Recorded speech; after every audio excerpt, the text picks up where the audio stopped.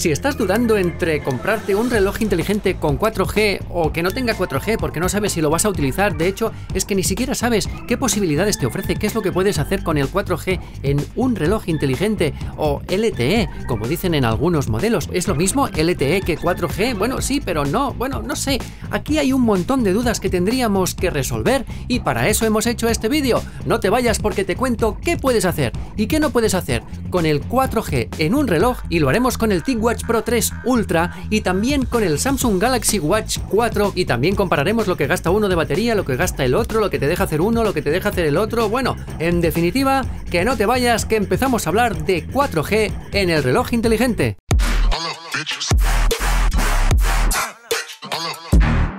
Hola, ¿qué tal? Soy Víctor Endrino. Si eres suscriptor, gracias por volver. Y si no, ¿a qué esperas? Y dale a la campanilla, que así no te vas a perder ninguno de los vídeos. Bueno, pues vamos a empezar hablando del TicWatch Pro 3 Ultra, que me acaba de llegar, que es un lanzamiento que vale mucho la pena. De hecho, es que son los dos relojes más versátiles que puede haber actualmente, por lo tanto, muy recomendables. Y como vemos que en el mercado internacional especialmente hay muchos relojes que se venden con 4G y otros con LTE, ¿vale? Se pone siempre al final del nombre del modelo, pues vamos a decir qué diferencia hay entre 4G y LTE. ¿Es lo mismo 4G y LTE?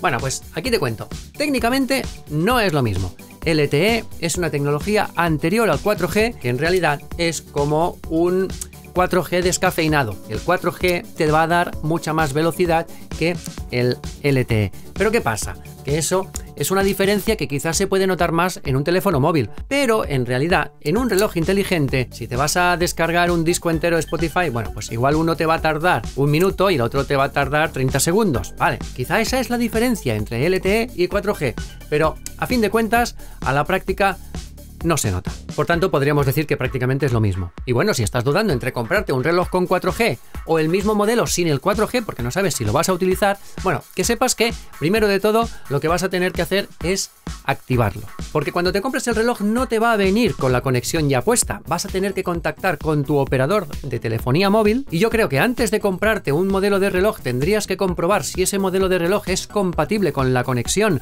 de tu operador. Una vez te has asegurado de que tu reloj es compatible con la conexión de tu operador, pues nada, toca activarlo. ¿Y eso cómo se hace? Se puede hacer a través de varios métodos. Según cuál sea tu compañía, pues se va a hacer de una forma o de otra, pero normalmente o se hace desde la aplicación móvil de tu compañía, o se hace desde la página web, o yendo a la tienda de tu marca para que te den una tarjetita con un código QR, que eso es lo que vas a tener que escanear para activarlo. Bueno, hay muchas formas de hacerlo.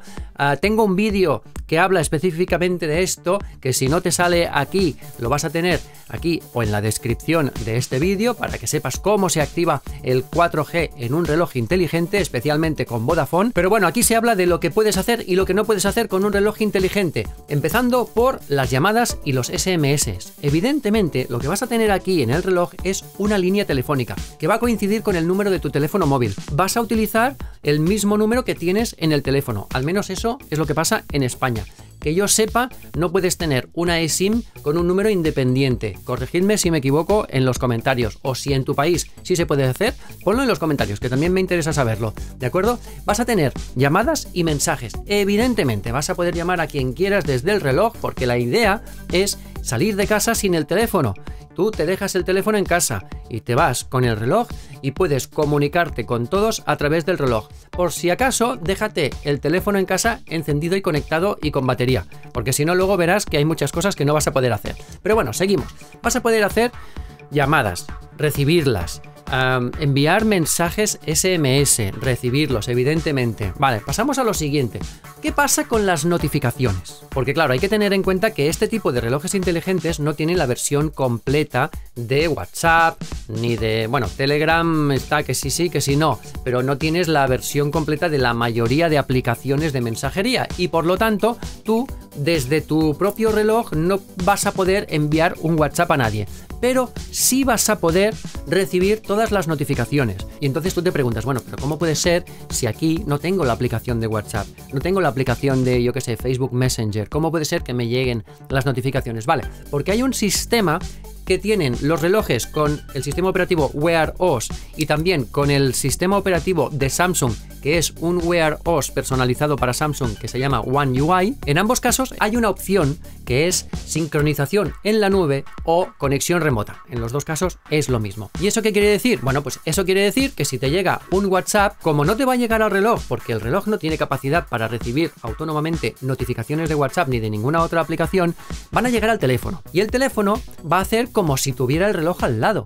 Porque si tú activas la sincronización en la nube, el teléfono va a enviar la notificación al reloj, pero no la va a enviar directamente por Bluetooth, porque como no están conectados, lo que va a hacer va a ser enviarlo a través de la nube, a través de los servidores de Wear OS y a través de los servidores de Samsung. Cuando llega una notificación al servidor de Samsung o de Wear OS, que es de Google, pues también te lo va a enviar aquí. Y no vas a tener ningún problema, ni vas a perder ninguna notificación, ni de WhatsApp, ni de Telegram, ni siquiera de Informer, que es esta aplicación que también funciona para recibir notificaciones, pues también lo vas a tener. Vas a tener todas las notificaciones que tendrías si tuvieras el reloj al lado del teléfono y conectado por Bluetooth. En términos de comunicaciones, todo perfecto. Pero bueno, ¿qué pasa con algunas aplicaciones que me interesa tener, pero no sé si van a funcionar correctamente? Por ejemplo, Spotify funciona correctamente, porque tanto en el Samsung como en el TicWatch está la aplicación independiente y autónoma de Spotify. Incluso puedes acceder a tu cuenta,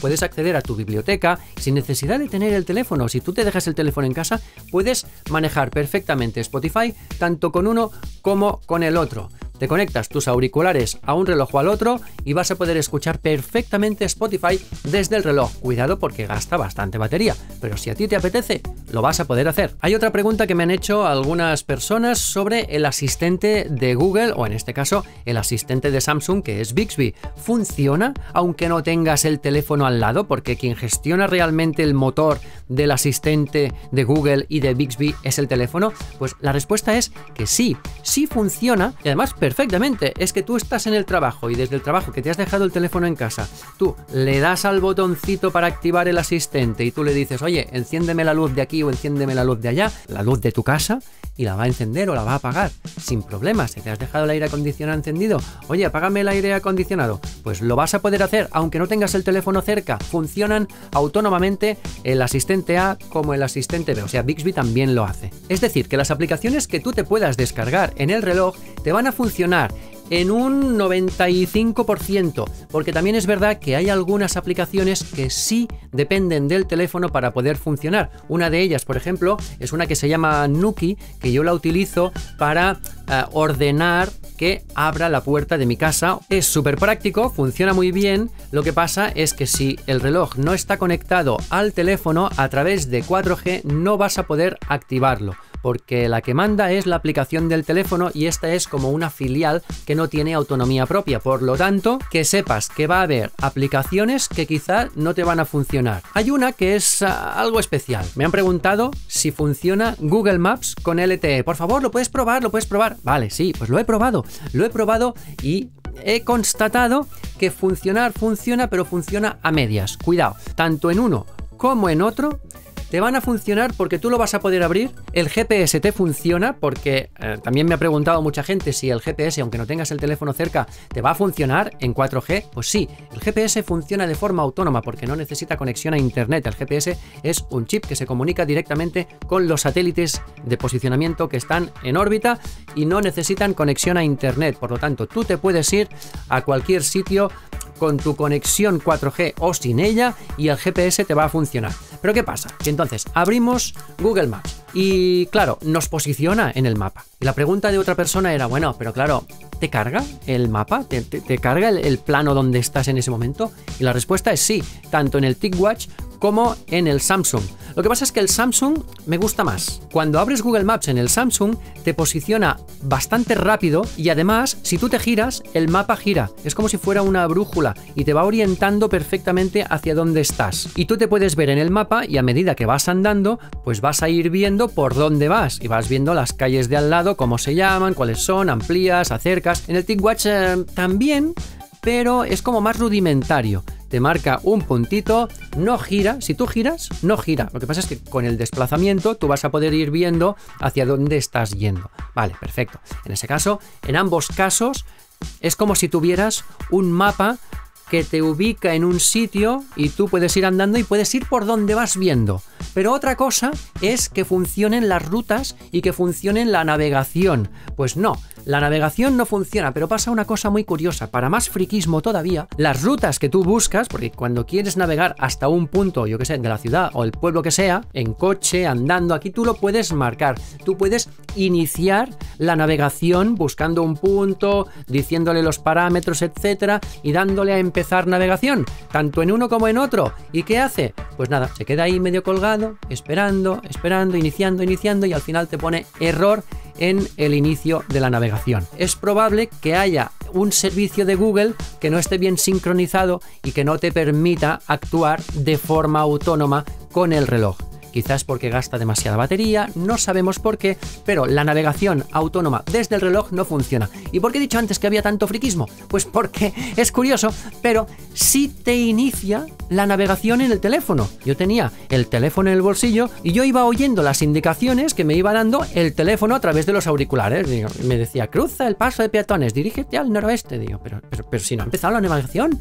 Digo, ¿qué ha pasado aquí? Muy raro, muy raro. De momento no sirve, ya no sé si lo arreglarán en un futuro. Y bueno, vamos a entrar en el tema de la batería porque para probar si realmente gasta mucha batería o gasta muy poca, he hecho dos pruebas. La primera de las pruebas que he hecho es levantarme por la mañana con los dos relojes al 100% y salir a correr alrededor de una hora y cuarto. Vale, pues me ha pasado que al final de la sesión deportiva, que no incluía la música autónoma de Spotify porque no podía utilizar los dos Spotify con dos orejas que tengo solo, pues entonces he decidido no utilizar Spotify. Pero sí que he hecho una sesión de correr con los dos relojes con 4G exclusivamente. Y claro, he estado una hora y yo pensaba, bueno, se me va a comer un 30, un 40% de la batería porque esto tiene que tirar. Pero no, en realidad no. Fíjate el consumo del 4G en los relojes después de una sesión de una hora de correr. La verdad, estoy contento porque uno me ha consumido un 15% y el otro me ha consumido un 17, un 18%. Porque claro, he salido a correr a una hora que nadie me mandaba mensajes porque era muy pronto, era la salida del sol, etcétera. No he recibido notificaciones, no ha tenido necesidad de utilizar demasiado la red 4G y por lo tanto prácticamente no ha gastado. Si hubiese salido con Bluetooth me habría consumido más o menos lo mismo. Bueno, un poco menos, vale, pero tampoco la diferencia tampoco es tanta. Y la segunda prueba que hice respecto a la batería fue mirar el consumo en un día de actividad normal y corriente. Vas a llevar a los niños al colegio, vas a la cafetería, pagas con el reloj, en el trabajo recibes muchas notificaciones de muchos mails, también un grupo de Telegram que abrí yo mismo hace poco que se llama Todo Smartwatch, que por cierto te recomiendo que te apuntes si quieres porque hablamos de muchas cosas sobre relojes inteligentes de cualquier marca y de cualquier ámbito. Pues claro, como soy el creador y el administrador, pues tenía que estar con las notificaciones activadas. Pues yo iba recibiendo también muchas notificaciones del grupo de Telegram y lo que voy a hacer es contarte qué porcentaje iba teniendo de un reloj y de otro a determinadas horas del día. Por ejemplo, a las 6 de la mañana me levanto, tengo los dos relojes al 100%, los saco del cargador y empezamos la actividad y la rutina diaria. A las 10 de la mañana el TicWatch estaba en un 84%. El Samsung ya había bajado al 73%. Aquí va viendo una diferencia. A las 4 de la tarde, el TicWatch estaba al 65%. Y en esas 6 horas que habían pasado, el Samsung Galaxy Watch 4 había descendido al 25%. Una hora después, se había comido un 10%. Os recuerdo que recibo muchas notificaciones. A las 5:40 quedaba un 5%. Y a las 6:30, el Samsung Galaxy Watch 4 murió y el TicWatch todavía tenía un 51% de batería. Es decir, que el Samsung Galaxy Watch 4 solo con 4G no te llega al final del día, al menos si lo utilizas bastante activamente. En cambio, el TicWatch Pro 3 Ultra sí te va a durar un día y prácticamente medio. Un día y medio está bastante bien solo con 4G porque este es un reloj que te dura 3 días la batería en condiciones de conexión Bluetooth normal y corriente. Se te reduce a la mitad, pero te permite tener conexión 4G durante todo el día. Y que yo sepa ahora mismo, pues no hay más cosas que se pueden hacer con el 4G. Quizá tú tienes alguna idea de cosas que se pueden hacer con el 4G o tienes alguna duda de cosas que se podrían hacer con el 4G, pero yo no te las he contado. Ponlas en los comentarios porque vamos a seguir debatiendo sobre qué se puede hacer y qué no se puede hacer con 4G en el reloj inteligente. Quiero que este sea un vídeo vivo y que vaya manteniendo un debate o una serie de consultas y yo voy a intentar responder todas las que pueda. Así que nada, te recomiendo que veas aquí y aquí los vídeos del Samsung Galaxy Watch 4 Classic y también del TicWatch Pro 3 Ultra. Son muy interesantes, como te digo, ve a mirarlos, clica uno o clica el otro porque valen la pena. Nos vemos en el próximo. ¡Hasta luego!